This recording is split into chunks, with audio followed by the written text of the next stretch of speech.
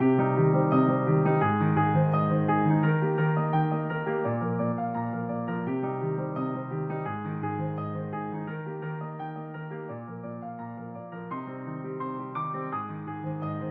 नगर में एक चोर रहता था। 16 वर्षीय उसका एक लड़का भी था। चोर जब ज्यादा बूढ़ा हो गया तो उसने अपने बेटे को चोरी की विद्या सिखाने लगा और कुछ ही दिनों में वह लड़का चोरी विद्या में प्रवीण हो गया। दोनों बाप बेटा आराम से जीवन व्यतीत करने लगे। एक दिन चोर ने अपने बेटे से कहा, देखो बेटा, साधु संतों की बात में कभी नहीं आना और कभी भी उनकी बात नहीं सुननी चाहिए हमें।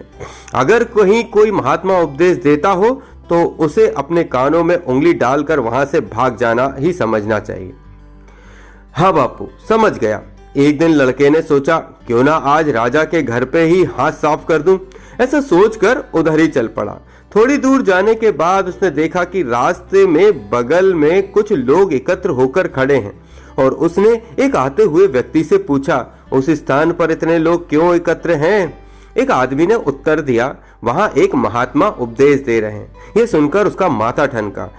इसका उपदेश नहीं सुनूंगा। ऐसा सोचकर अपने कानों में उंगली डालकर वह वहां से भाग निकला और जैसे ही वह भीड़ के निकट पहुंचा, एक पत्थर से ठोकर लगी और वह गिर गया।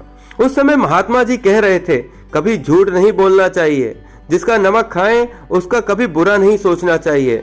ऐसा करने वाले को भगवान सदा सुखी बनाए रखते हैं। ये दो बातें उसके कान में पड़ी। वह झटपट उठा और कान बंद करके राजा के महल की ओर चल दिया। वह वहां पहुंचकर जैसे ही अंदर जाना चाहा कि उसे वहां बैठे पहरेदार ने टोका, अरे कहाँ जाते हो, तुम कौन हो? उसे महात्मा का उपदेश याद आया, झूठ नहीं बोलना चाहिए। चोर ने सोचा, आज सच ही बोलकर देखें। उसने उत्तर दिया, मैं चोर हूं, चोरी करने जा रहा हूं। अच्छा जाओ। उसने सोचा राजमहल का नौकर होगा, मजाक कर रहा होगा। चोर सच बोलकर राजमहल में प्रवेश कर गया। एक कमरे में घुसा। वहां ढेर सारा पैसा तथा जेवर देख उसका मन खुशी से भर गया। एक थैले में सब धन भर लिया और दूसरे कमरे में घुसा। वहां रसोई घर था। अनेक प्रकार का भोजन वहां रखा था। वह खाना खाने लगा। खाना खाने के बाद वह थैला उठाकर चलने लगा। तभी फिर महात्मा का उपदेश याद आया, जिसका नमक खाओ उसका बुरा मत सोचो।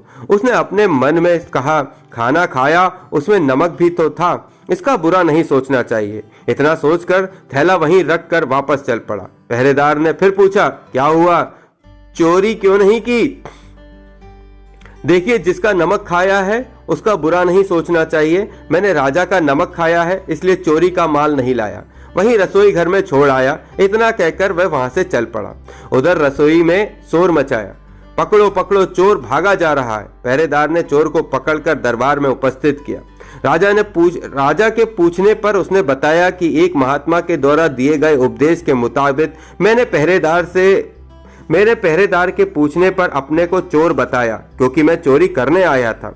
आपका धन चुराया, लेकिन आपका खाना भी खाया जिसमें नमक मिला था, इसलिए आपके प्रति बुरा व्यवहार नहीं किया और धन छोड़कर भागा।